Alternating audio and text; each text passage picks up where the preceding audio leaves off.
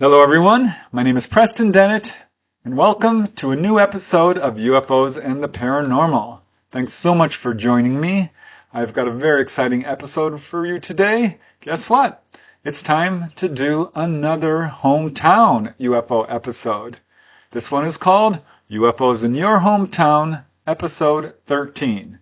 As you may know, this started as a challenge. Name any location on this planet, any city, any town, and I bet you I can find a UFO case there. I'm still batting 100%. I've got a list of almost 1,000 locations from you guys, the viewers, and I'm going through the list as fast as I can and still finding cases in every single one of these locations. It's truly amazing. I've chosen 5 locations today from you guys. These come from across the United States in this episode, including Pittsburgh, Pennsylvania, Pittsburgh, California, Attleboro, Massachusetts, Oahu, Hawaii, and finally Morganton, North Carolina. Now these cases include the entire range of the UFO phenomenon. These are not just sightings, but certainly some sightings, some really amazing sightings in fact, and not just anomalous lights, but solid craft. There's also landings. There are many humanoid cases in this particular episode.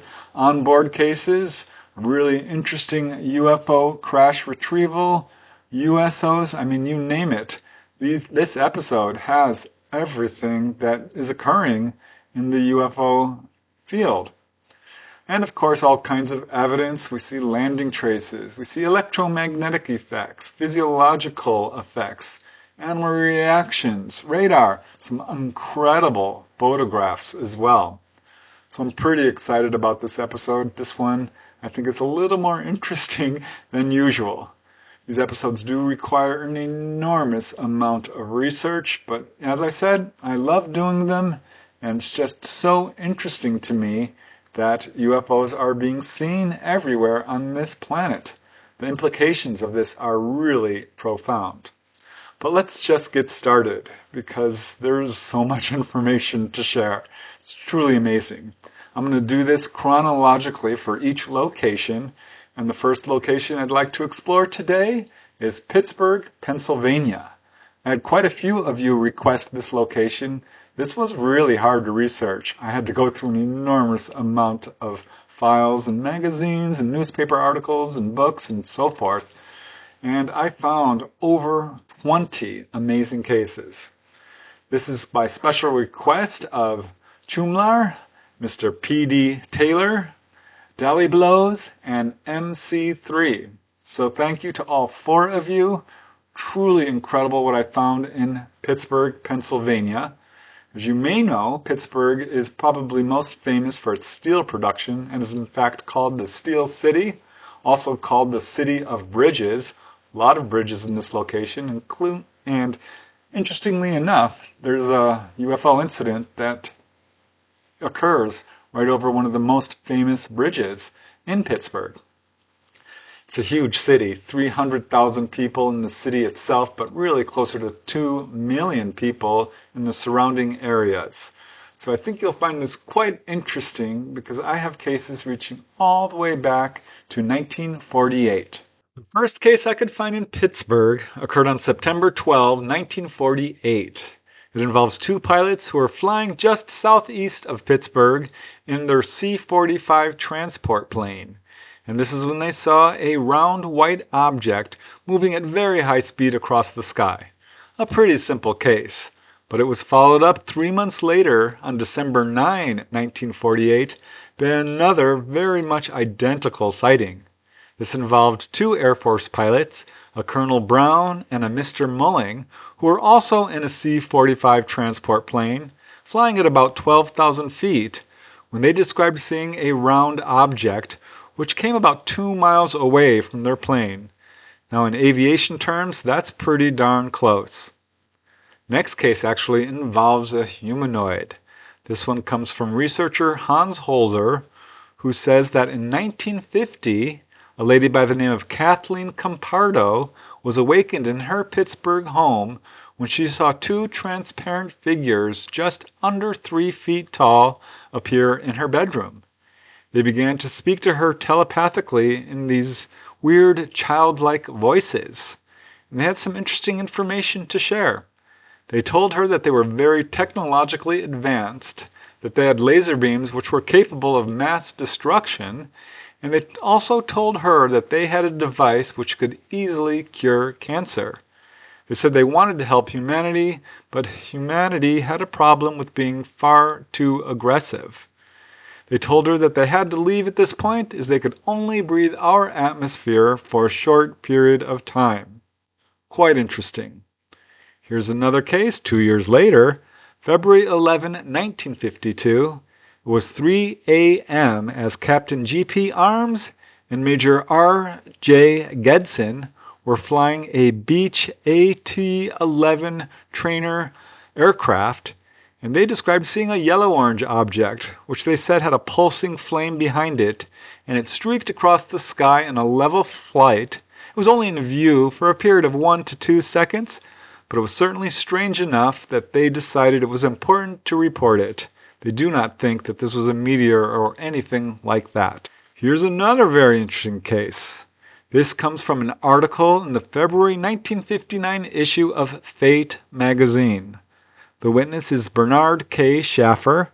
He's a Greyhound bus driver, and he wrote in a letter to Fate magazine that on June 25, 1952, he was driving through the Mount Washington suburb area of Pittsburgh, and this is when he saw a flying saucer. And I'll just quote Bernard directly. As he says, "I glanced to my right and saw it. I stopped the car and got out. It was a cigar shape and had a reddish-orange glow around the edges. It was very big and about the size of an airliner at a height of about 2,000 feet. It seemed to be stopped or going slow. Suddenly, it began moving at an unbelievable rate of speed, and it began to climb. I watched it for 30 seconds or so, and it went out of sight." Here is a case which occurred 2 years later, and this one involves a landed UFO and a humanoid. It was one spring afternoon in 1954 that Helen, age 10, was walking home from school and was taking a shortcut through a grove of trees. This was actually her regular route to her home, but this time she came around a corner in the path and saw something quite shocking. She said she saw a small saucer-shaped craft just sitting on the ground. It was very small, small enough, she said, to hold no more than 1 or 2 beings. The craft itself was perfectly smooth, no portholes, no markings of any kind. And looking next to this craft, she saw a strange humanoid. It was very thin, she said, and it had a weird posture, and it did not look human to her. It was standing perfectly still, as if it was afraid of being seen. Helen herself was afraid of being seen by it, so she stood perfectly still. And after about 15 seconds, this being just seemed to fade away. Helen looked over at where the craft had sat, and it was gone too. Quite an astonishing encounter. Here's another one. 3 years later, 7 p.m., October 22nd, 1957, a father and son were walking home from the store, and this is when the son noticed 3 odd lights moving overhead at only about 600 feet away, so pretty close, and they were low enough that both he and his father could see them actually moving between the nearby houses. They moved off, and moments later a second group of lights was seen about 150 feet away, much closer. 2 of these 3 lights were hovering in place, and a third was moving towards them at a very slow speed. Now at this point the witnesses were close enough to their home to retrieve a pair of binoculars, which they did, and they watched these objects through binoculars as they moved off and out of sight. Now here's another case so astonishing. This one involved not only humanoids, but an apparent on-board encounter.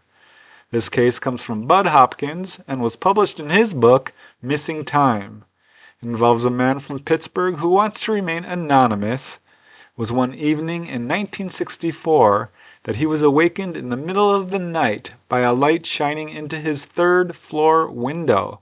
Now, this is an apartment on 5th Avenue, a pretty populated area. The witness said he was unable to move but could see this humanoid figure looking into his window. This is from the 3rd floor. Very strange. This figure promptly disappeared and the paralysis lifted, and the witness said he had a powerful impulse to go outside, and he was actually guided by this impulse to a nearby deserted mansion, and this is where he met a group of humanoid beings, probably greys.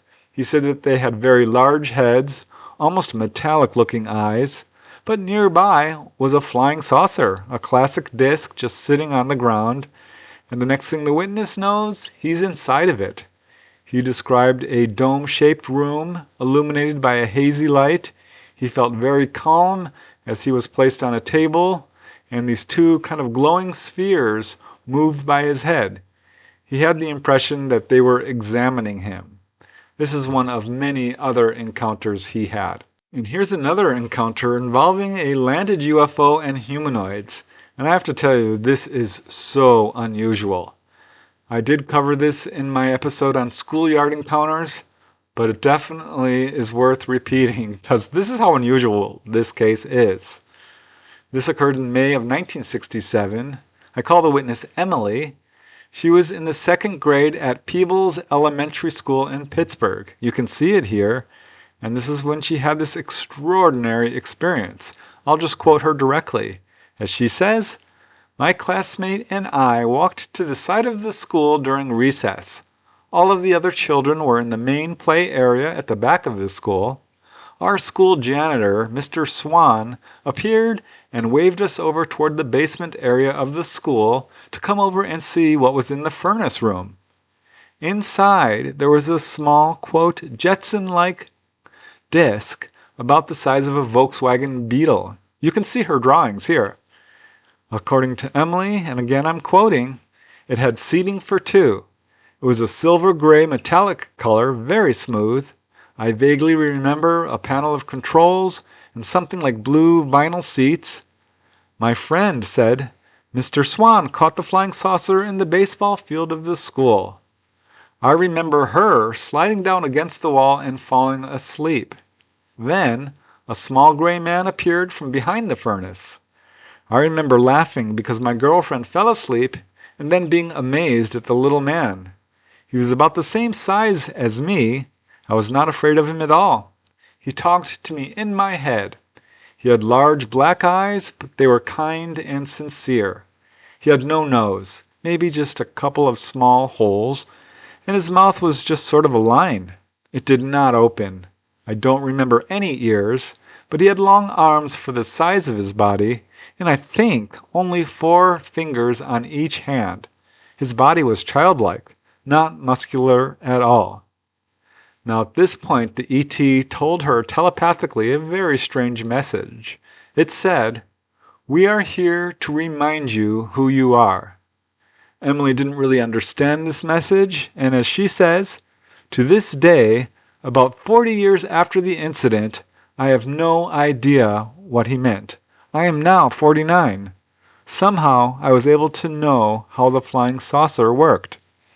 What an unusual case. And there's always more. It was 1 year later, 9:30 p.m., on March 3rd, 1968, that multiple witnesses described seeing 3 objects moving very quickly across the sky, so fast in fact that they were described as bright, quote, streaks of light. Now, one group of witnesses was a married couple, a professional engineer and his wife, so that they viewed these objects for about 15 seconds. But there was another witness by the name of Michael Babb, and he said the objects looked to him like red, disc-shaped craft that moved across the sky so fast they had yellow tails sort of streaking behind them. And he watched them cavorting around for a full 5 minutes. That's a pretty long time when you're looking at something like this. This next case, super interesting. I don't have the exact date for it, probably 1960s, but it does involve an onboard encounter. The witness, Deborah Johnson, reports numerous encounters throughout her life, but her earliest occurred when she was 6 years old, living in Pittsburgh. It began one day when she and her friend were walking outside looking for butterflies. They were on this little hill when suddenly a warm light shone down on her, and she started to feel strangely faint and dizzy. The next thing she recalls, this was under hypnosis, she was being carried through a doorway into a white room, which she said was very much like an operating room. And as Deborah says, there were 2 humanoids there calming me down. They did a full examination. They started at my feet. They touched with the pads of their fingers everywhere, my feet, my whole body. Then they did a gynecological exam. It was very upsetting. Now she describes these beings as having tiny bodies, large heads, huge piercing black eyes. Definitely sounds like the typical Greys. A very interesting case, which I'm sure there's a lot more information to it. Here's another interesting case. This one occurred on March 1st, 1978. And get this, it involves more than 200 witnesses. Many of them were calling the police and the local newspapers. This was an enormous UFO which was seen flying over Pittsburgh. 2 of the witnesses were Glenn A. Ritchie and his girlfriend Claire Gallery, and they said it was, quote, bigger than a football field. They described it as kind of a dull gray cylinder shape. They couldn't really get the exact shape. It had 4 blinking lights on it, which they said were bright enough to, quote, light up the whole area. You can see the drawing here. They said this object made a loud humming noise as it moved across the sky. But a lot of witnesses. Another witness was taxi driver Elizabeth Grossman, who said, quote, it was bigger than a plane, but it didn't seem to have any wings, and it had many more lights than you'd normally see on a plane. Another witness was Dr. Edward Pacina, and he said, quote, what really got my attention was the light beam, a ray that came from the undersurface of the craft and scanned in random patterns. So many more witnesses. 3 women at a golf course said that they observed this object very close to the ground, and they absolutely insist it could not have been a plane. I could quote many other witnesses. Now, the Air Force and the Air National Guard were contacted, and they said that they knew of no aircraft in the area at the time of this sighting. But yeah, some 200 people saw this. That sounds like a typical UFO display, like they're showing themselves intentionally. Here's another amazing case. May 5, 1982, police stations across Pittsburgh received a flurry of calls, mostly from the residents of the Pleasant Hills area of Pittsburgh. One witness was actually a pilot, and he was using his police scanner and heard all these reports coming in. So he decided to run outside, and he's glad he did, because he saw a large, somewhat triangular-shaped object, which he says was easily the size of a jet and couldn't have been more than 1,000 feet overhead. But it was weird, because while the front section looked solid, the rest of the object towards the rear appeared to be almost transparent. He watched it for 15 to 25 seconds, he says, as it moved in absolute silence across the sky. So many cases. Here's another one. 4 years later, as investigated by Stan Gordon, it was 11:20 p.m. on January 7, 1986, as witnesses observed a disc-shaped object hovering directly over the very famous Birmingham Bridge. You can see it here. So that's kind of interesting. A few months later, on August 12, 1986, there were 2 sightings of what was described as a long silver object. And 2 weeks after that, August 31st, numerous travelers along Route 119 described seeing a craft with multiple kind of yellow-green lights. They said it was so low, they were convinced that it was about to crash. That same year, 9:49 p.m., June 26, a couple saw 2 glowing lights moving on a parallel path below the clouds. Pretty unusual, but then things got even stranger when these two lights began to rotate around each other for just a few moments.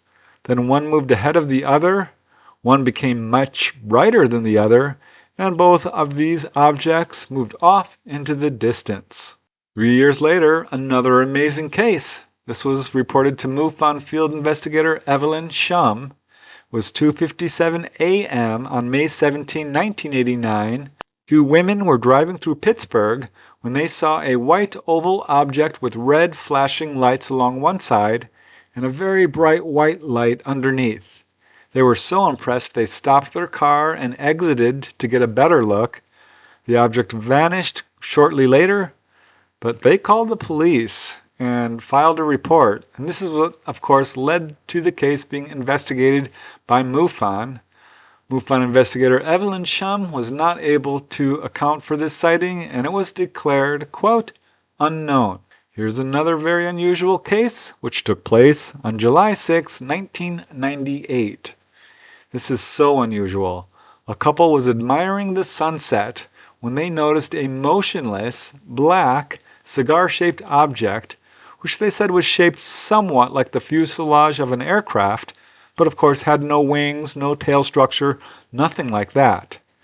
They were very impressed by it, so they got a pair of binoculars, and up close they could see what they described as, quote, giant lollipops, black in color, sticking out the top, the sides, and underneath the object. This object, they said, moved side to side. Then it appeared to almost transmogrify into a triangular shape.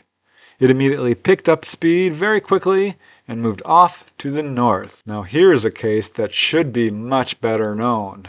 This is really amazing. I did a whole episode of people who've had a collision with a UFO, and that appears to be what's happening in this case. This case comes from a caller who called in to the Coast to Coast radio show. Per this witness, it was the summer of 1999 at 3 a.m. His name is Jay. He was driving westbound on Interstate 76, and this is when he passed a big rig parked alongside of the road. And it was unusual because this trucker in this big rig started honking at him. Now the next thing Jay knows, he sees this dark object floating in the middle of the highway.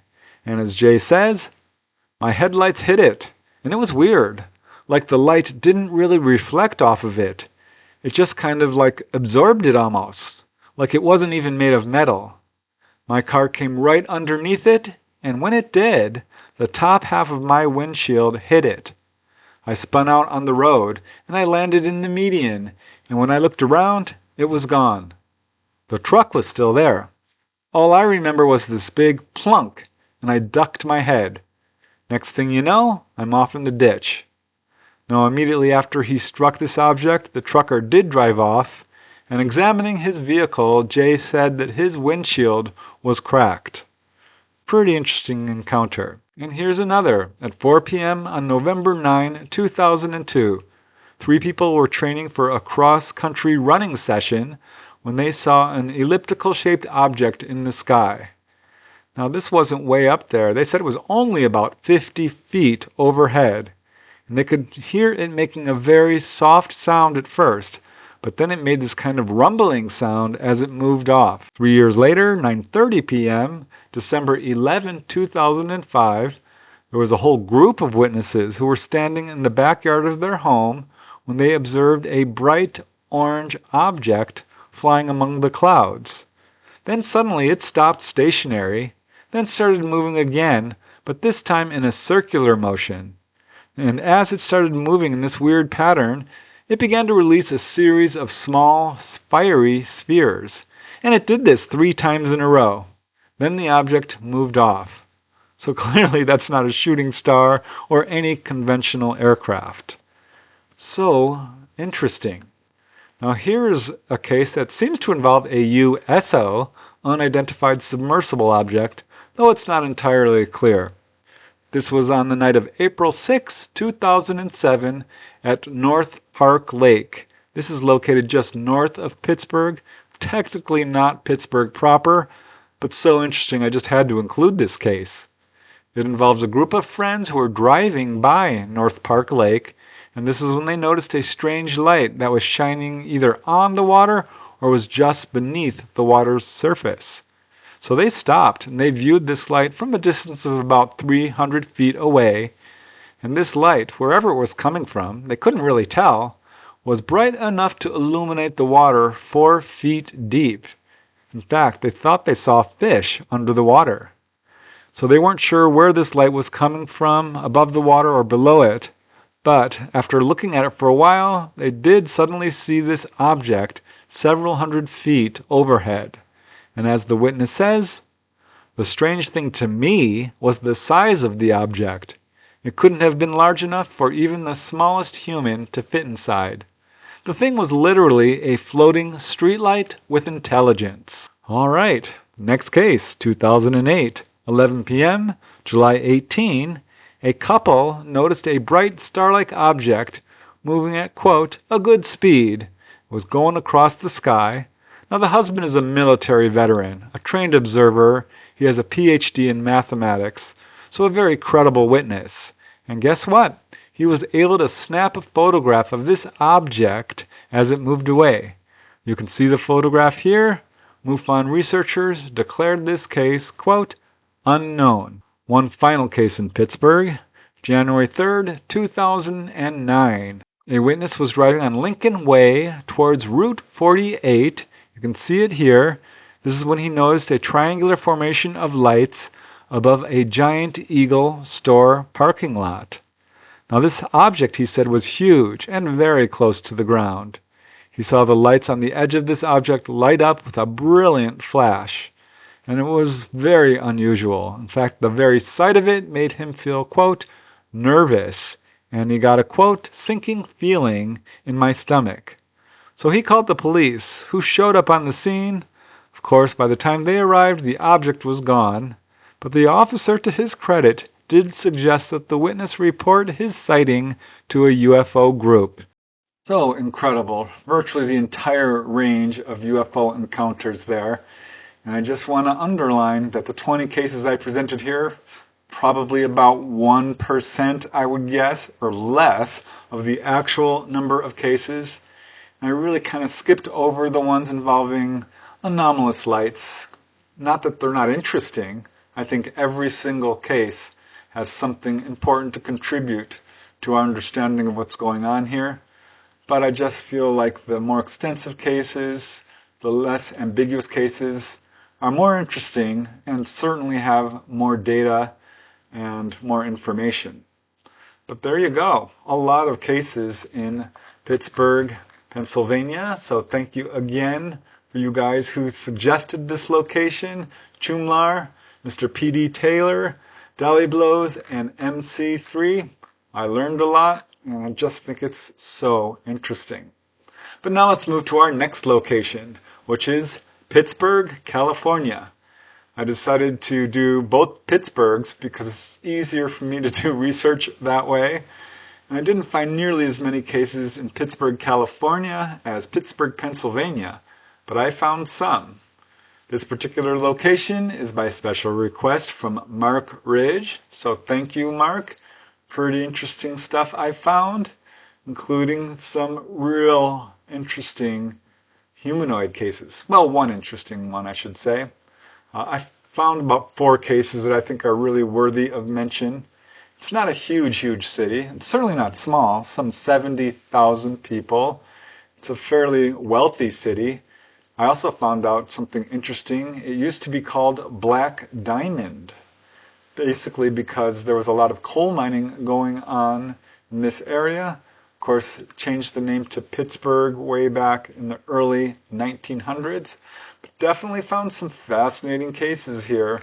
And yeah, this one humanoid case I have covered before in a previous episode quite some time ago, years in fact. But I thought I'd repeat it here in some brand new cases that I think you'll find very interesting.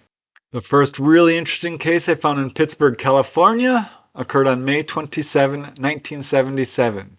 Now I did cover this case before, but it's a humanoid case and so interesting, so I'm going to cover it again. This case was investigated by J. Allen Hynek of Ufos, and Richard Haynes, a psychologist and also an excellent UFO researcher. The witnesses include 3 14-year-old boys, Lenny Young, Patrick Morrison, and George Ferreira. You can see a couple of them here. It was around 11 p.m. when these 3 teenagers were in a field just north of Willow Pass Road, not far from Mallard Slough Road. This was between the Santa Fe Railroad tracks and the marsh at the edge of the Suisun Bay. They wanted to go to the local teenagers' hangout, which was nicknamed the Pump House. This is near Shore Acres, so you can see this location.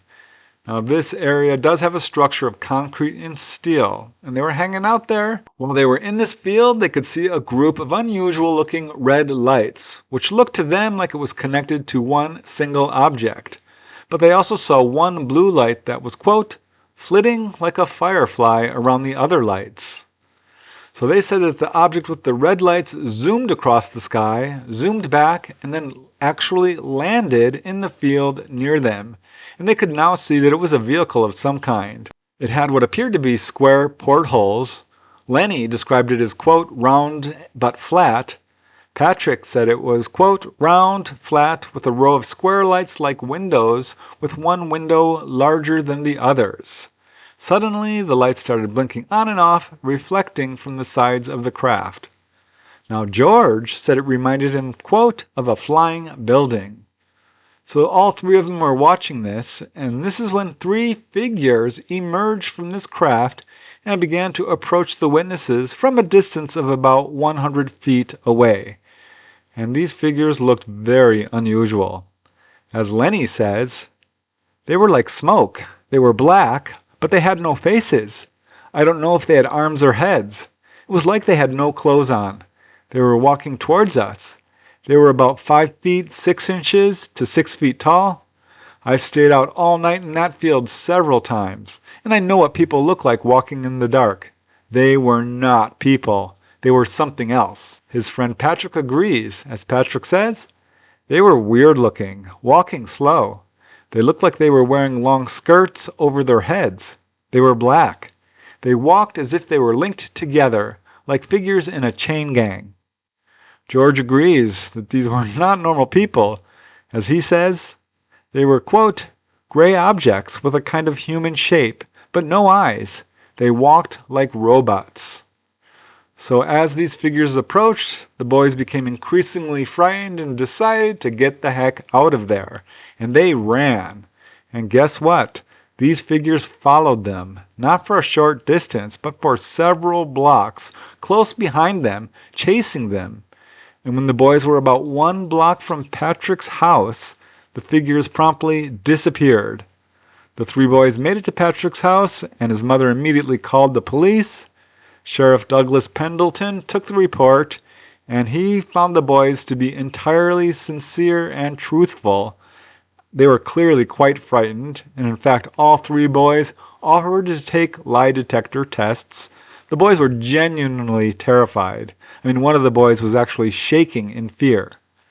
Now, according to Richard Haynes, and I quote, we questioned all 3 boys separately. I found that the 3 boys had a consistent story with a level of detail present that does not appear to have been manufactured. If they had made up the story, they would have had to remember it very well. Their fright was very real. J. Allen Hynek also interviewed him, and he said it was one of 3 reports of humanoids that year which he thought was credible. Amazing. And it's not the only encounter in Pittsburgh. Here's another interesting sighting which occurred at 9:35 p.m. on February 5, 2009. The witness described this object that he saw in the sky as, quote, lemon yellow, oval-shaped, and about the size of a football field. He said he could see a row of circular-shaped red spots going across the center of it, and he said that as this craft moved, it left a white trail of, quote, sparkling like diamonds. Now this debris or whatever it was, this trail, fell downwards behind it. This object moved off slowly in a straight line and then suddenly took off at, quote, unbelievable speed. And as the witness says, It made my windows vibrate with the low humming sound that came from it. I've never seen anything like it. Here's another impressive sighting which involved a group of about a dozen witnesses. This occurred on February 2nd, 2014. Two ladies were driving and pulled over at the McDonald's restaurant located at 220 Bailey Road. You can see it here. And this is when a person in the car next to them pointed out this object in the sky. So they looked up and they saw what appeared to be two orange orbs moving around, reappearing and disappearing, and sometimes coming really close. And as one of the witnesses says, they were all circular, like a standard spaceship. And this one had the most beautiful lights that were brightening and dimming, all different colors. It hovered for a while and then went very slowly westward. There were several people in the parking lot now, and they had gotten out of their vehicles and were all staring and pointing and asking, "What is that?" I still cannot believe that they were so close. Even though I am a true believer, it is still shocking to see. There you go. Those are the cases I found in Pittsburgh, California. So thank you, Mark. I truly appreciate you suggesting this location. It's pretty darn interesting. All right, let's move to the next location. The next location I'd like to explore today is Attleboro, Massachusetts. This is by special request from Catherine Shakru. Really glad you suggested this location. I didn't know about this town, but it sure sounds like a very interesting place. It's sometimes known as the jewelry city or even the jewelry capital of the world. It got famous for that. It has a population of some 46,000 people. And I found 4 cases that I think you'll find particularly compelling. This is the only location that I'm covering today that doesn't have overt humanoid cases. But I'm telling you, I think you will find the cases that I did find very interesting. This remarkable case appears to involve missing time. There are multiple witnesses in this one. It took place at 7 p.m. on December 21st, 1975, when an entire family and some of their friends noticed a strange spherical-shaped object hovering over their neighbor's house at a pretty low elevation. As one of the witnesses says, it made no noise and had white lights that rotated around the sphere clockwise. Now the son of the family and his friends decided to follow this object in their car as it moved off. So they followed it for some time, and they got close enough to it at one point to see that it was in fact metallic, and they even saw what looked to them like hieroglyphic writing on its shiny metallic surface. At one point they took photographs, but they started to get scared and they decided to drive home. Now it was the sister of the boy who submitted a report, and as she says, quote, "He was actually gone for hours longer than they can account for. He won't talk about any of this to anyone. He pretends it didn't happen, but my family and I know what we saw." Now, when these photos were developed, the photos on the film that were not showing the UFO were fine, but every single photo that was taken of this UFO was overexposed to the point that it showed nothing. As the sister says, quite a few others saw this UFO, and everyone I have spoken with agrees with my description. An investigator came to our house and spoke with everyone individually, and we drew pictures of the object. I haven't seen one since, but I check the skies nightly. Here's another really interesting case just 6 years later, 1:10 a.m. on July 10, 1981. 3 sisters, Hazel Deschetres, Hilda Helms, and Gladys McKeon, were driving along Town Street near the 10-Mile River. You can see this location here. They were returning home after playing a game of cards, and Hazel was the first to notice what looked like an unusually bright star. But then, suddenly, this star-like object swooped down over their car and revealed itself to be a classic flying saucer with a bright light in the center. And it hovered over their car for several minutes. And as Hazel says, it was the first one I had seen. Gladys was really excited. She wanted to leave because she thought she would be kidnapped by UFO aliens from outer space. So they were quite relieved when this object moved off. Always another case. 5 years later, this next case involves 4 witnesses. This was amazing. It occurred at 8:30 p.m. on December 15, 1986. A group of witnesses were returning from a Christmas shopping trip, a mother and her 3 daughters. And as they drove along Reed Street, you can see it here, they noticed 2 very bright lights descending over a field. I believe this is the exact location, because they described an old farm there and high tension wires, and you can certainly see them. They thought that this object might be an aircraft making an emergency landing, so the mother slowed down the car. And at this point, this object leveled off and moved directly towards the witnesses. As one of them writes in a report, quote, "The object was silver, an immense disc, with a big reddish bulging light on the bottom and little white lights around its widest section." So this object hovered. Their mom was absolutely fascinated, but the 3 daughters began to panic. They were actually crying and begging for their mother to just drive away. But for some reason she didn't, almost as if she was entranced. This craft was totally silent, was hovering no more than 80 feet overhead and just in front of their car. So the mother at this point began to slowly move the car forward, and this object slowly moved forward along with it, and then darted over to a grove of trees, where it hovered for about 15 seconds. At this point, the lights on the object changed color, and the object darted away at high speed. And as the witness says, "We were all very shaken and upset. We went home, and my mother immediately called the police. The local police station literally answered the phone, UFO hotline, in a joking manner.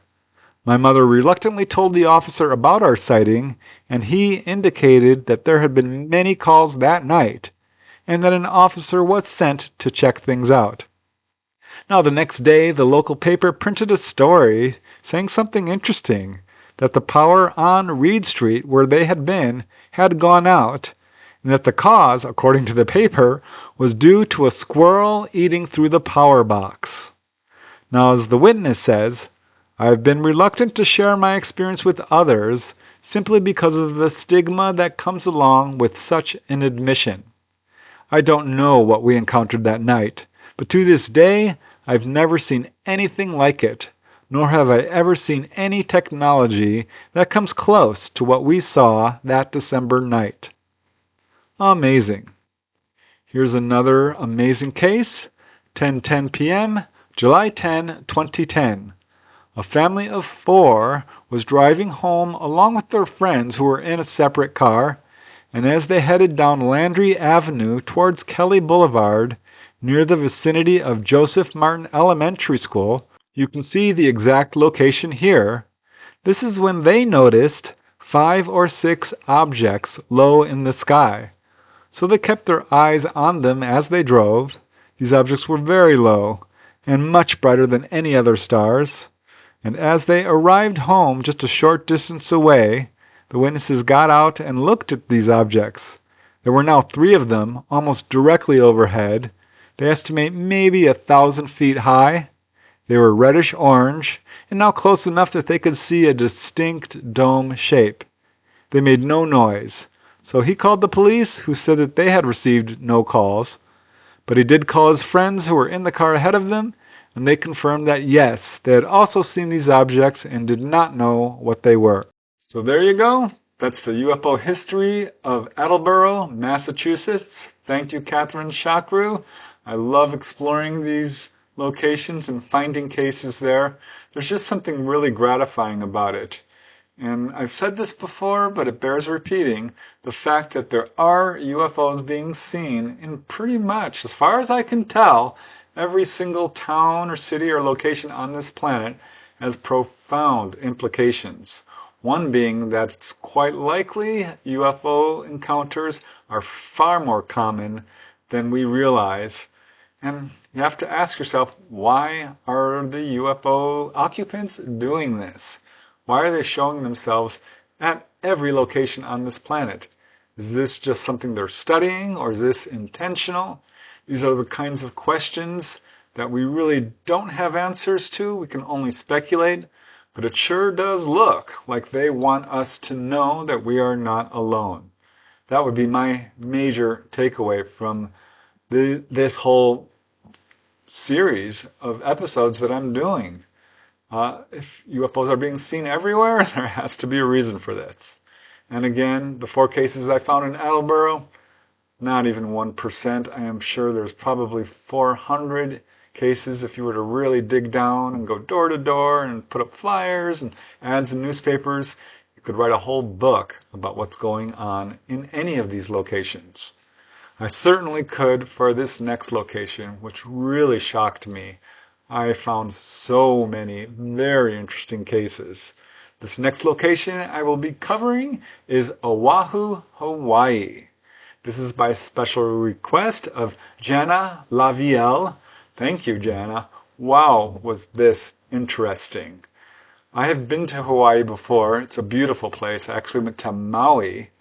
Oahu has some really interesting facts to it. There's about 1 million people who live there. Now that's 70% of the population of all the Hawaiian Islands combined. So Oahu is very, very popular. It's 597 square miles. Not huge, but in fact, it's the 3rd largest of the Hawaiian Islands. Get this, it's 97% undeveloped. So there's a lot of really wild land there. And if you look at it, you can see why. Very steep mountains, very dense jungles and forests, and so beautiful. If you guys ever get a chance to visit the Hawaiian Islands, do it. It's so amazing. Oahu does have the most beaches of all the islands. It's of course famous for Pearl Harbor and the city of Honolulu. I found about 24 cases. So amazing. Every single kind of case you can imagine has occurred in Oahu. Amazing sightings, a huge super fleet. Wait till you hear that case. It's astonishing. But landings as well. USOs. Humanoids so many humanoid cases. And some onboard cases as well. So again, the entire range, reaching all the way back to, get this, 1924, pretty much up to the current day. There's quite a few cases I just didn't cover because, again, I could write an entire book about what's going on in just Oahu. Maybe one day I will. That would be an interesting book, UFOs over Hawaii. I don't think it's been written yet, but surely it would be an important contribution to this field. So let's just get started with Oahu. Thank you, Jana. This was so interesting to me. The earliest case I could find it in Oahu actually involves humanoids, and boy is it strange. This comes from a gentleman by the name of Sidro L. Bassa, and he wrote a letter to Ray Palmer, a researcher and publisher, and says that in 1924, while on Sand Island, this is a small island about 2 miles from the shore of Oahu, he was 8 years old at the time and was playing hooky from school with a friend. They were going to collect some crabs. And they spent much of the day collecting all these crabs. And around 4 p.m., Sidro's friend left. But Sidro stayed, hoping to catch more crabs.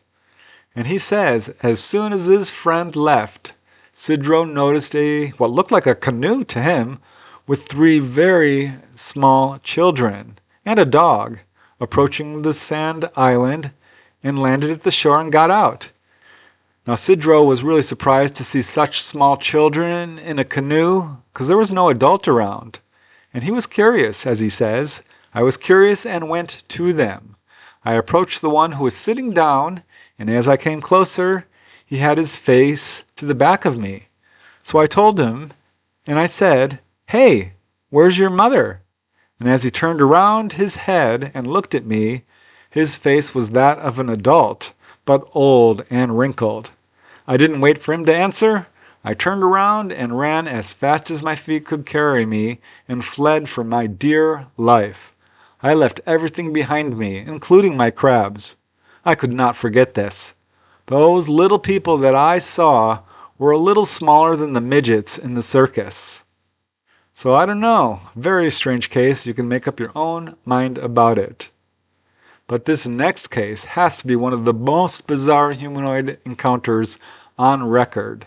So make of it what you will, but it was researched by Donald Worley and Leonard Stringfield, who spoke directly with the witness, and they are respected researchers. We now know the witness to be Edward Langer, Jr. He was initially anonymous. He was a construction engineer with the Navy, and he reports that on the morning of June 18, 1944, he was walking along the beach near Kaneohe Naval Air Station. This is on Oahu, and he was hunting for shells. And this is when a glint of light on a metallic object in the nearby trees caught his eye. So he approached and was astonished to see a 50-foot wide craft. Almost igloo-shaped is how he said it. As Edward says, it looked like an igloo, and on top of the clear dome was a gold device, much like a weather vane.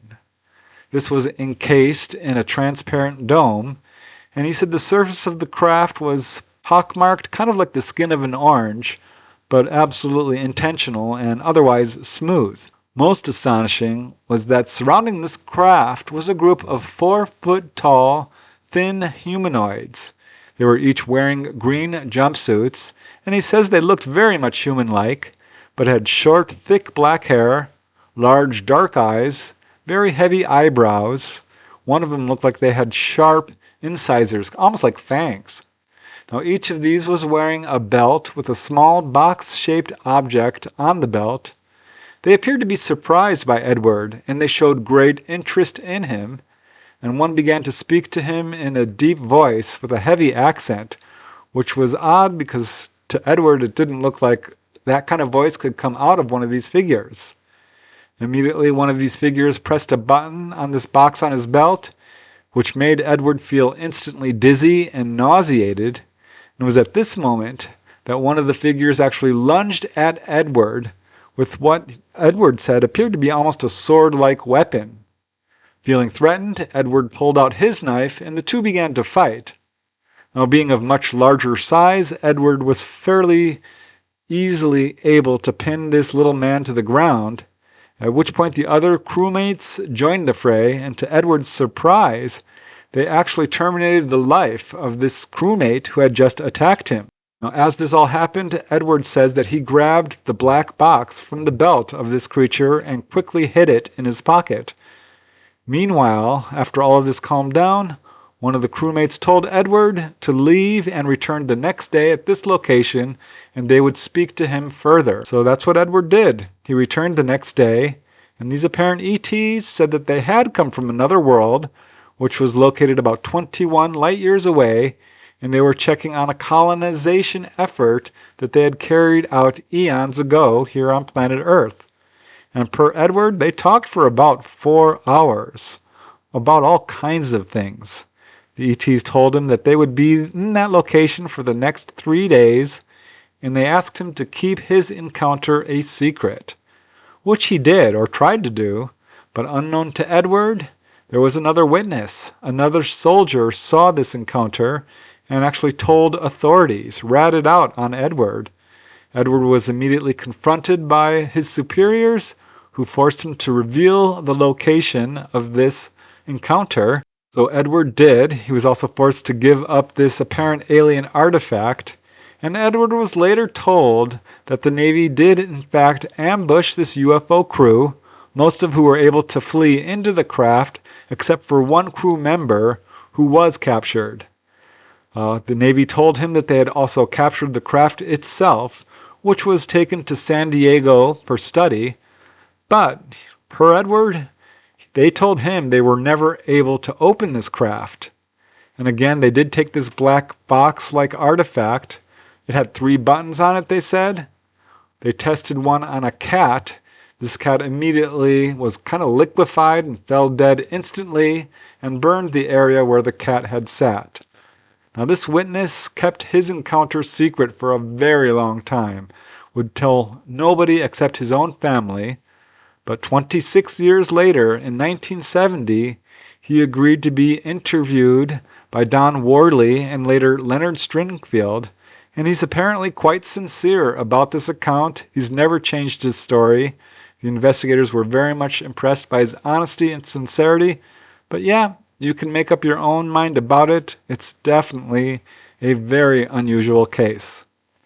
And it's certainly not the only one on Oahu. One case I found is very brief. March 14, 1950, Mr. R. Chunin said that he was working in the fields at Kailua when he says he saw a round silver disc just coasting leisurely through the sky to the northeast, and behind it, it was trailing this sort of trail of, quote, smaller shining streaks. Here's a really interesting encounter which occurred one night in 1952. This comes from a newsman, a very credible witness, and it was written up in the January 1956 issue of the Flying Saucer Review. This anonymous newsman and his friend Tom were taking a drive around Oahu and stopped at the very famous Halona blowhole. This is an area where the ocean comes in and creates a kind of geyser effect. So they were looking at this, and this is when they noticed a starlike light moving across the sky. And I'll just let the anonymous newsman describe what happened next. As he says, the light suddenly changed direction and sped back across the same path it had just followed. My heart flip-flopped, and we bolted from the car and dashed down to the very end of the lookout. The light bobbed, danced, pirouetted, and described almost geometric maneuvers directly in front of us. So they watched this in astonishment for about 5 minutes, at which point this object reversed its course, shot up vertically, then dove down over a boat, actually skimmed the surface of the ocean, and then spiraled upwards in a weird corkscrew fashion and was gone. Now they later learned that they weren't the only witnesses. Reportedly, some 100 people saw this. Others described seeing a giant fireball-like object over Kailua. But as the witness says, there's the story. Now you tell me what I've seen. Tell me I'm a lunatic, or that my 2 sightings were Venus, or weather balloons, or temperature inversions. But I won't believe you. Now it turned out that this newsman had a friend who was a highly placed scientist in Washington, D.C. And this friend told him that despite government denials, the folks in Washington, D.C. know exactly who the visitors are, why they're here, and considerable information about their culture. His friend would say no more, saying that he was under a security oath. Moving on, that same year, just before noon on February 10, 1952, Winifred Anderson of 3365 Mauna Loa Avenue and her sister Helen Anderson, who lived next door, observed a glowing, quote, half-dome shaped object. They said it was shiny like aluminum, it streaked across the sky and into a cloud, and then it reappeared. And as Winifred says, this time we saw 2 of them. The second one was a little smaller and traveling below the big one. She said it moved way faster than any plane, but it looked to her too small to carry any passengers. She did report it to the police and later to reporters, saying, quote, I've never seen anything like this before. Another case, 1 month later. It was 3 to 4 a.m., March 6, 1952. Naval Officer James Kunzel reported for watch at the Barbers Point Naval Air Station on Oahu. This is a military base. He had just gotten there when he noticed a very bright object hovering only 150 feet away and about 150 feet high directly over the airstrip. He said it was a circular object. You can see his drawing here. He estimates it was 50 to 60 feet across with a flat bottom, tapered sides, and a dome on top. He said it glowed with a very intense brightness and was hovering almost motionless and completely silent for a full 3 minutes right over the airstrip. It then darted out towards the ocean at fantastic speed. Now, James did not report the object to his superiors, but he learned that the other officers who were there already on watch also saw it, and they did report it to their superiors, and they told him that they were told not to say anything to anyone. This is exactly how so many cases go completely unreported by the mainstream media, because our government is covering this up. Here's another very interesting case from a military officer.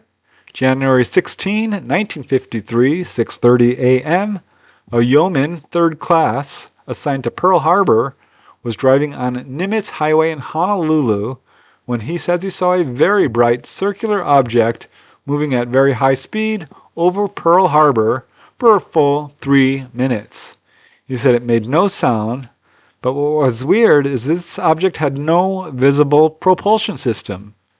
And despite the witness's considerable experience in observing aircraft, he said that this object did not in any way resemble anything he had ever seen. He was flat out unable to identify it. Now this next case has got to be one of the strangest I've heard in this whole entire episode. I can't imagine that this particular case is not more well known, because it involves a massive super fleet of UFOs. These kinds of cases are exceedingly rare. But on August 5, 1953, starting at 5 p.m., very large numbers of UFOs began to appear over, again, Barbers Point, Pearl Harbor, directly over this naval air station. They first appeared as glowing lights, maneuvering at high speed and doing amazing maneuvers. The radar stations immediately picked up on these objects, which were also clearly visible to pilots and people on the ground, including control tower operators. And this was not a brief sighting. This went on for hours and hours. And at one point, get this, no less than 75 objects were seen darting around. At 9 p.m., a Navy patrol plane said that a UFO made a head pass right at them, not once, not twice, but 3 times in a row, alarming the pilot to such a degree that he made a very quick landing at Barber Field. But still the activity continued. In fact, 8 hours later, these objects were still up there. And during all of this time, the Navy was sending up planes to try to intercept them unsuccessfully. At 2:11 a.m., they sent up a TV-1 interceptor to try to intercept an object, and the pilot said one of these objects appeared below his plane, then darted upwards and actually trailed his jet just 100 feet behind him, very briefly, but then pulled up right alongside him and paced his aircraft for about 4 seconds, then darted away at several times faster than the jet's top speed. Now this particular pilot immediately landed. He was reportedly pale and extremely frightened, to the point that he just kept repeating over and over, "I actually saw him. I actually saw him." Now whether he saw an actual ET is unknown, but I do wonder why he's saying him as opposed to it or the UFO. At any rate, this story was leaked in a letter to researcher Donald Kehoe, but never did appear in Project Blue Book. It was effectively covered up. Now coincidentally, or not, this was a significant date, because on August 5, 1953, the day of this encounter, this is when the Soviets detonated their first thermonuclear weapon, called Joe 4, was on that very day. Another significant event on that day was Operation Big Switch. This is when the United Nations reached an agreement and they released some 75,000 prisoners of war who were sent back to their home country. So I wonder about this, if this was somehow in a response to that. Here's another case of a UFO landing that occurred 3 years later on January 6, 1956. 7 people were on a hillside in Honolulu. They were located at 2420 Waimoa Road in Kaimuki. You can see their location here. And this is when they noticed an object hovering at about 1,500 feet overhead. This was kind of at their eye level. It was a disc-shaped object, they said 100 feet wide, with, quote, unusual color characteristics. They said that it had a, quote, red nucleus surrounded with a glow which changed through a variety of colors. So as they watched this object, it hovered in place, They observed it through binoculars, and it remained there in place until another aircraft approached. Now, the main witness was a military observer, and as he says, "We saw the thing for 45 minutes. It was a beautiful 100-foot diameter perfect disc." He said that when the plane arrived, the disc, quote, "suddenly came to the ground on a bare spot where there aren't any houses." He then said it took off at high speed, so fast it was kind of trailing red sparks, and was gone. Here's another case, same year, a couple of months later, March 5, 1956. Mr. William L. Waneel and his wife were driving south on 10th Avenue in Honolulu when they saw, quote, 3 large lights. They were very low, 200 feet altitude they estimate. William quickly grabbed his camera and snapped a photograph. You can see the photograph here, and although this photo is printed in black and white, it is in fact a color photograph, and the color image shows that this object was leaving a trail of blue and green and yellow light paths. The craft itself was roughly the shape of a potato, he said, and it was making tight turns in mere milliseconds, and it traveled so fast the 1/8 second exposure still showed the object as trailing. So many cases. Here's one, March 11, 1963 at 8 p.m. An aircraft was traveling at 40,000 feet, about 40 miles west of Honolulu, when they saw a brilliant light that was moving, quote, very fast and, quote, much higher than their altitude. Again, they're at 40,000 feet. And this was reportedly observed by many other people. There is a possibility that this could be the new A-11 aircraft we now know as the Blackbird, which can reach heights of 70,000 feet, move like 2,000 miles per hour. But this is contradicted by some witnesses who said that this object actually dove down into the water of the ocean. So I don't know. It's very odd. Here's another case. This one's so interesting. A very unusual humanoid encounter. This comes from the February 1965 issue of Fate magazine. The witness is Mark Chu, age 11. He says that at 5 p.m. on October 22nd, 1964, he was watering his lawn at Wainea, Oahu, when he saw what he describes as a 3-foot-tall little man. This was not a normal person. He was wearing a red cape, a malo, this is a Hawaiian loincloth, and a peaked white helmet. This little man kind of smiled at him, then walked around the corner of the house and promptly vanished. Now, an inspection of the area where this little man had been did reveal 2 sets of tiny footprints. In fact, they could see these footprints climbing the wall at the picture window of the house. Now, on March 17, 1965, the Oahu police station fielded a series of calls from all across Honolulu from residents reporting UFOs. One witness was B.J. Lum of 1322 Moku Place in Makiki. He called the police to say that at 6 p.m. he saw a UFO flying over the mountains. Another report came from Henry Yamada at 280 Mumuku Place in Kuliu. And he said that at around 8:30 p.m. he saw a glowing red object hovering overhead for a period of about 10 minutes. It's amazing how many encounters there are. Here's a highly credible case which took place about 2 years later, January 23rd, 1967, and this involves at least 7 police officers, several commercial pilots, and the crew of a ship, all of who reported seeing some sort of strange craft. It was first seen by police at 5:50 a.m., who said they viewed it for 6 minutes and described it as, quote, a bright yellow-orange light, similar to a star except for its color.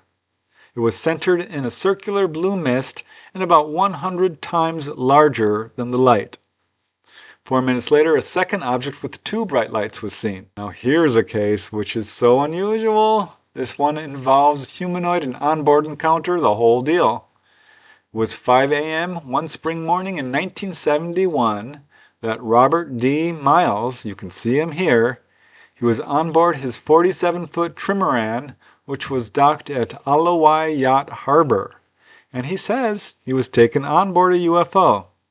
At the time, he was lying in his bunk, and suddenly his stateroom filled with shimmering lights, and he felt this intense wave of tingling energy sweep over him.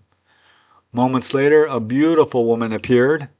Robert, at this point, as you can imagine, wondered if he was dreaming or hallucinating, but then the woman took his hand and began to speak to him, and he realized he was awake and this was actually happening.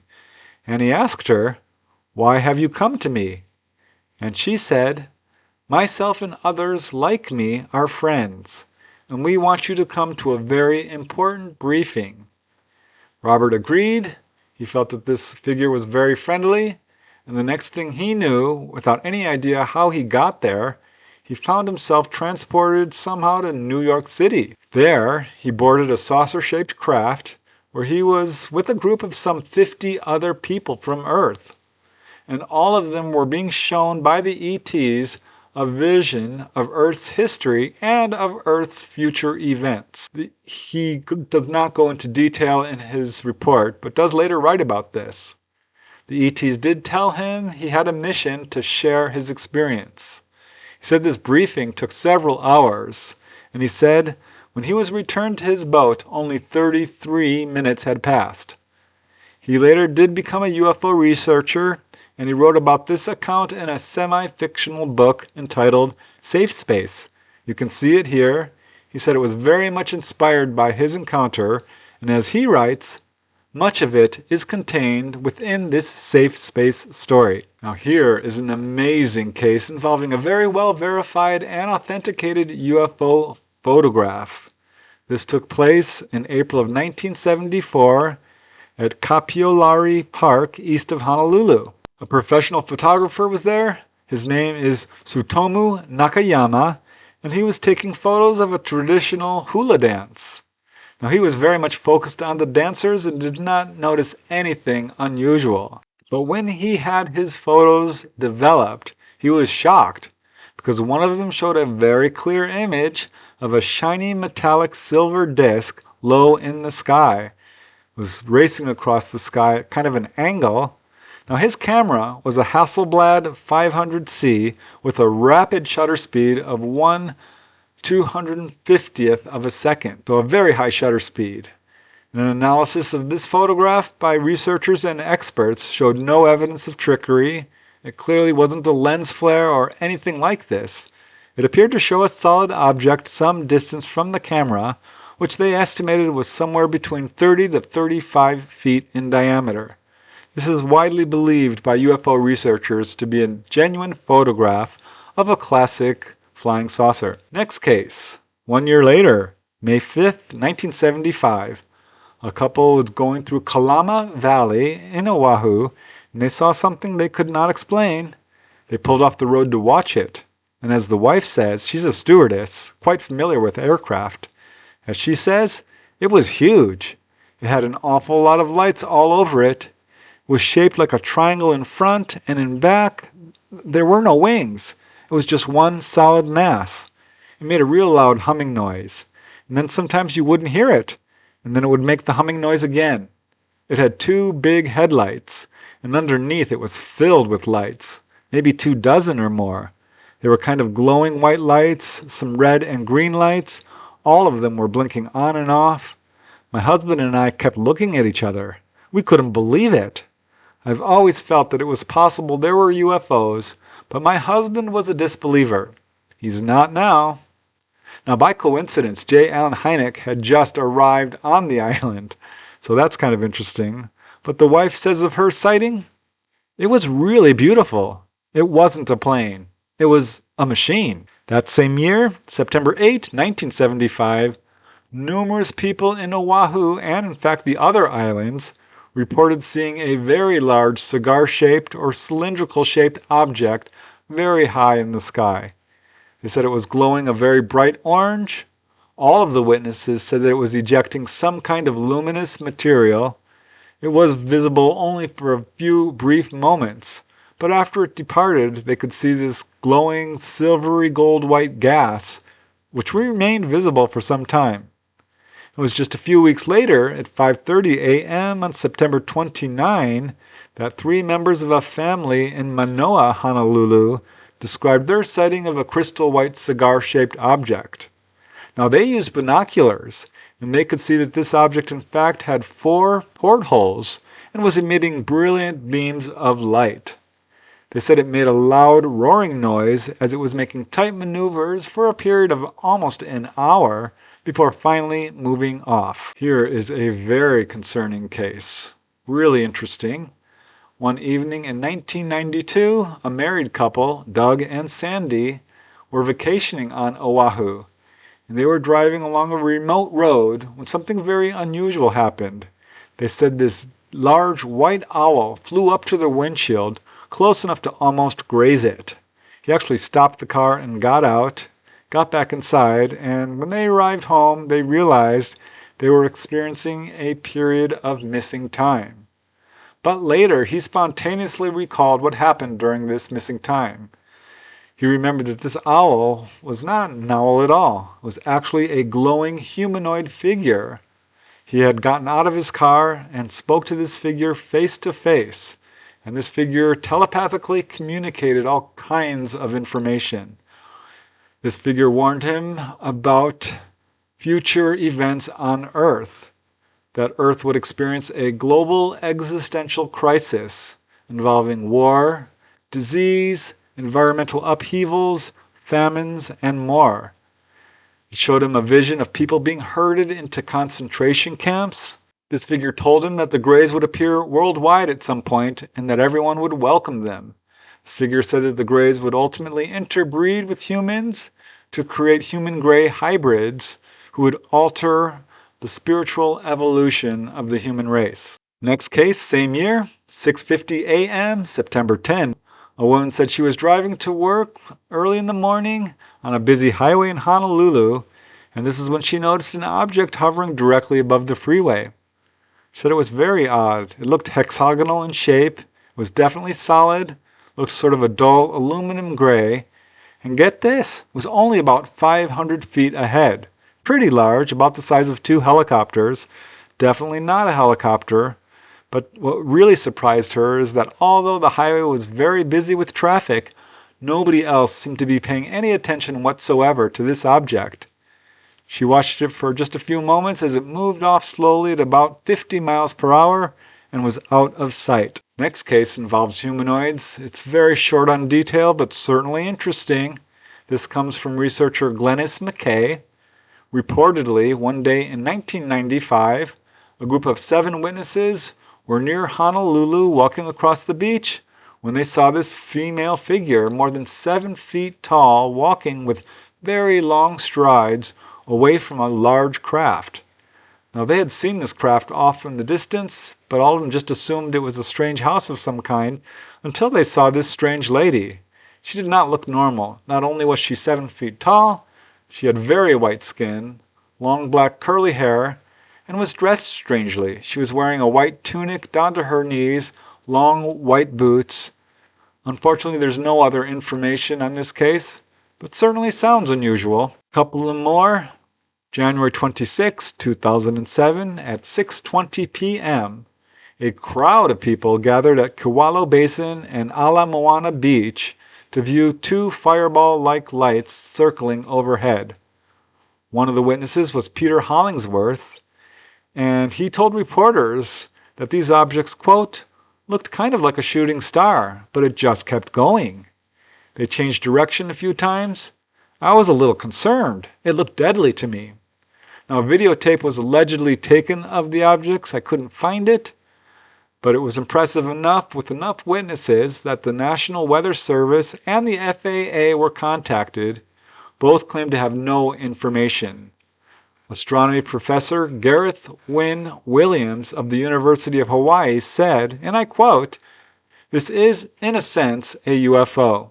It's something in the sky that's moving that we haven't identified." One final case. This took place at 3 a.m. on May 1st, 2023, at Makaha, Oahu, when a woman at Kaiao Beach noticed a very strange object hovering at low elevation directly in front of her. She described it as two three-sided pyramids attached base to base. It was about 8 feet long, 2 feet wide, almost transparent, but had this dim orange light in the center. She viewed it for just a few moments when it suddenly vanished. So how about that? Cases from 1924 all the way to 2023. So many cases. I can't thank you enough, Jana Lavielle, for suggesting this location. It really made me want to write an entire book about this location. That's how many cases there are. And I just had to at some point stop and say, this is enough. But what a rich, varied, amazing history of UFO encounters Oahu has. Really amazing. So thank you again, Jana. I hope you found it interesting. Now let's move to the last and final location in this episode. I wish I could cover more than 5 locations in this episode. I usually go for 10, but I just found so many cases. And this next location is no exception. This one is Morganton, North Carolina, by special request of Richard Minish. Thank you, Richard. Really, really interesting. Morganton isn't a huge city. It's rather a smallish town of some 18,000 people. It's called Nature's Playground. That's its sort of nickname. And if you study this area, you'll see why. It's in the Blue Ridge Mountains. It has incredibly scenic areas, lots of parks, just a beautiful, beautiful location. I found about a half dozen cases that I think are really worth mentioning, cases that should be widely known. I did find some humanoid cases as well, but wow, some of these cases are just so astonishing. So thank you, Richard. I hope you find this location interesting in terms of its UFO history. Morganton is a pretty small town, currently about 17,000 people. It's probably best known for being near the Brown Mountain Lights. These are famous Earth lights. I'm not going to cover that here. That would take a whole episode. But it definitely has some very interesting UFO cases, which are clearly not Earth lights. Now, this first one I did cover before in my episode on schoolyard UFO encounters, but it's worth repeating. This one is very poignant. It was about 7:30 p.m. on a mid-March evening in 1979 that 2 students and a dorm teacher exited the dorms at the North Carolina School for the Deaf. You can see it here. They were just out there to put some trash in a dumpster, and looking up, they saw some, quote, strange lights approaching from the north, but they were at very low altitude. And in fact, they were so low that they were actually dipping down into the valley where this school is located, and the lights just kept approaching closer and closer. They were blue in color and brilliant to the point of being almost blinding. So the teacher ran back inside to get more witnesses, and when he returned outside, these lights, this object, was so close to the back of the dorm that he felt it might, quote, slam into the building. Now, at the very last moment, this object rose upward and avoided the building, but the witnesses could now see that this object had 3 bright lights on the front side, and as it passed overhead, they noticed 3 additional lights on the rear. Meanwhile, the dorm director was up on the 3rd floor of the building, and as he says, I was on the 3rd floor, and I heard a real strange noise. At first, I didn't pay much attention, but then I heard all this screaming and hollering going on.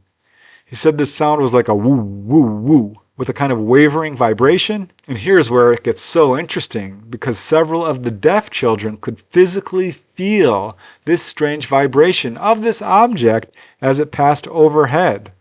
About 10 to 15 students and adults witnessed this craft moving over the building, then disappearing over the treetops. Now, about 2 hours later, at 9:30 p.m., 5 additional witnesses spotted more mysterious lights. This was over the valley between Broughton Hospital and, of course, the adjacent North Carolina School for the Deaf. They pulsed in brilliance, moved vertically and horizontally at high speed, then zipped off to the south, disappearing over the horizon. And as one of the witnesses said, people weren't really scared. They were more puzzled and excited. On the morning of December 18, 1980, 3 reports came from people driving along Highway 18 just north of Morganton. They actually called the police to report UFOs. One woman said she saw a bright orange UFO hovering at treetop level, appearing and disappearing. And as she told them, "I'm not drunk, because I don't drink, but I've just been seeing the damnedest thing.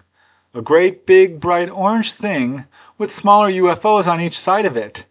The great big one stops, and the smaller things come up on each side. Then the smaller ones take off. The big thing follows but comes back, repeating the same pattern." Now another witness said that he saw several small saucer-shaped objects flying above the trees, and then these smaller objects would fly into an open doorway on a much larger saucer-shaped object hovering nearby. Now here's a truly amazing sighting which occurred in the summer of 1981. A 12-year-old boy and his 9-year-old friend were playing outside in their carport when, as he says, quote, "something caused us both to turn and look towards the backyard. Neither of them could believe their eyes. As the witness says, there, hovering 15 to 20 feet off the ground, was a dull metallic VW bug-sized craft with pulsating red, green, and blue lights. The object was curved on the side facing us. We were at eye level with the object, and was very close, approximately 10 to 15 feet away, hovering there as if it was observing or studying us. We were both in shock for several seconds and stood there speechless. It made a whirring sound. I was terribly frightened by this craft, as was my companion.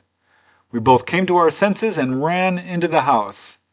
So at this point they screamed frantically at their parents for several moments until they were finally taken seriously. Everyone at this point rushed outside, but by then the strange craft was gone. The witness did report the sighting to MUFON more than 35 years later and says, and I quote, "This incident has stayed with me to this day. I know what I saw that day was something very unusual." Now here's a shorter report, but somewhat similar. This comes from Robin Church. It was at 10:19 a.m. on October 29, 1990, that she says she saw 2 oval-shaped objects, which appeared to be drawn together by a bar-like device. And as the witness says, the entire object was the length of a small car. She says it hovered about 300 feet off the ground for just 3 or 4 minutes before disappearing. Now here's a dramatic case reported by the witness to MUFON. It was 7:30 one evening in December 1993. A layer of snow was on the ground, and the witness was putting wood into his wood stove in his home, and looking out the window into the backyard, he noticed that the entire yard was glowing this eerie red color. Now he first assumed his chimney was on fire, so he screamed out a warning, and he and his mother rushed out onto the deck. And looking up at the chimney, he saw that it was not on fire, it was fine, but the whole backyard was still illuminated by this weird red light. And now, looking up, he could see why. As the witness says, "I saw a bright red round object over my backyard. It looked like a red spotlight, but big. I would say it was about 100 yards above the backyard. The exact size is hard to describe due to the brightness of the light, as if looking into a spotlight, but it was bigger than a full-size van. It hovered there for a few seconds and shot straight up, faster than anything I have ever seen.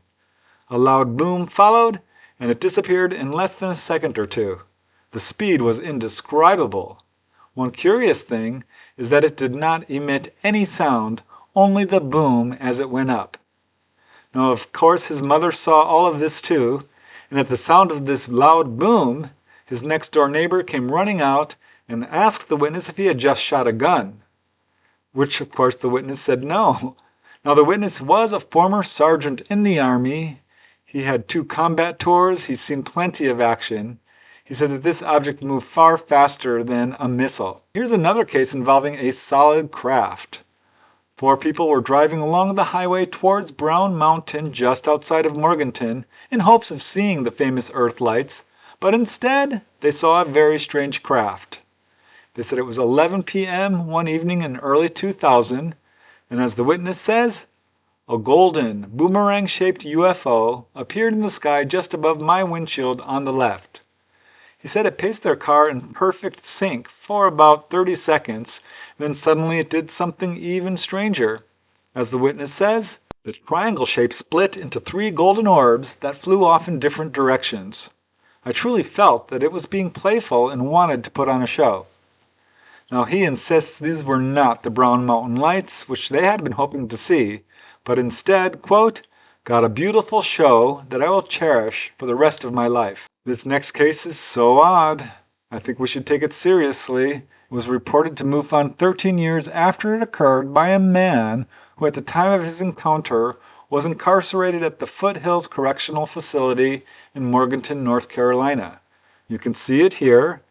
Per this witness, Kevin G., he was serving a 24-year sentence for second-degree murder, which he says he's actually innocent of. He did not commit the murder, but was an unwilling accessory. It was his co-defendant who actually committed the crime. At any rate, per Kevin, his encounter occurred on December 6, 2006. And as he says, and I quote, "On this particular night, I was in my cell. Out of the corner of my eye, I saw a light coming towards the building.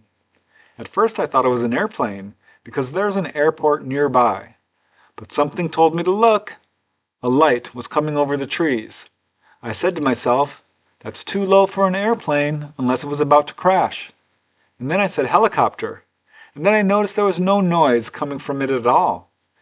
It like floated over the treetops, just high enough to clear the top of the prison I was in, which was a 5-story building. I could not tell the shape of it because it was that bright. As it got closer, it appeared to have windows on the side. And as I looked hard to see if there was anyone inside, I saw 4 beings at the window of the craft looking out. I said to myself, no way, there's no way I just witnessed a UFO. I tried to shove it out of my mind, but I felt scared, and I'm a type of person who does not get scared at anything. I have been out of prison for 2 years now, and I just got the guts to tell this. The reason why I have never told this to anyone is because I felt like I would have been deemed a crazy lunatic. I do not know if anyone else has reported seeing anything at that date, but I do know what I saw.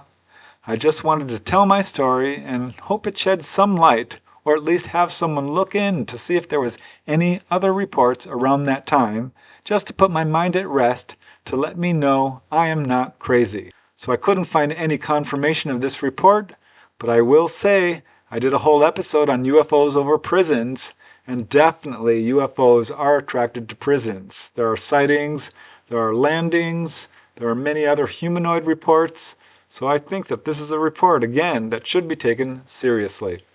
There you go, Richard. That's what I found in Morganton, North Carolina. I'm going to say what I've said already. Not all the cases that I found are all the cases that actually exist. We know as UFO researchers that most people do not report their encounters. That's especially true if they've seen humanoids or been taken on board, or if the case involves high strangeness. So any estimates as to how common these types of encounters are vastly underestimated. So yeah, I found just a few in Morganton, North Carolina. I'm sure there are hundreds and hundreds of them. Not even kidding. But so interesting. And once again, my point is proven. UFOs are being seen in every location on this planet. I am going through my list of almost 1,000 locations, and have covered well over 100 at this point. And I know there's some of you out there who are waiting very patiently for your town or city to be covered. So thank you for your patience. I'm getting there. Some of these locations are very difficult to research. So I truly appreciate you guys being patient with that. And for those of you who would like to suggest a location for me to research, please do feel free to do so. Again, it's going to take me some time to get to all of these locations, but I so love doing it. I've said it's a lot of work, but I really can't call it work when it's so interesting and so much fun. So thank you guys. I hope you've enjoyed episode 13 of UFOs in your hometown. It's always so interesting to see all these new cases that I've never heard before, and I think most of you probably haven't. I get a good number of these from little newspapers and obscure UFO databases. So this is why it's so hard for me to do this particular series of episodes of UFOs in your hometown. So thank you, thank you, thank you. Hope you've enjoyed it. Hope you learned something new. And until next time, keep asking those hard questions. Keep searching for the truth. Most important, keep having fun. And yeah, feel free to send me your location and I will look it up. I'll see ya next Friday. Bye for now.